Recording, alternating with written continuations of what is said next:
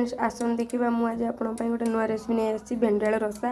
भेंडी आलू रसा मुझे भेंडी आलू को भाजिक नहीं रखीदे। भेंडी आलू रसा बाटण रेडी कर बाटण मुझे गोटे पियाज गोटे बड़ रसुण टिके सोरिष टिके जीरा ताकू पेस्ट कर रखीदे। मुझे गोटे टमाटो को गोटे बड़ टमाटो को काटिक रखी मुझे गैस ऑन करके कढ़ाई बसई नहीं।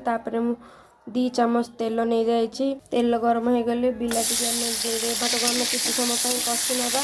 टमाटो भी भल भाव कषि जाए आम बाटिक रखा बाटण दे सारा टे हल्दी टे लंका गुंड स्वाद अनुसार लुण देकी भल भाव 5 मिनट कषिदबा। मसला को किसी समय कषा मसला एवं कषि आईला सोरष बाटण को बेसी कषिले पिता लगे।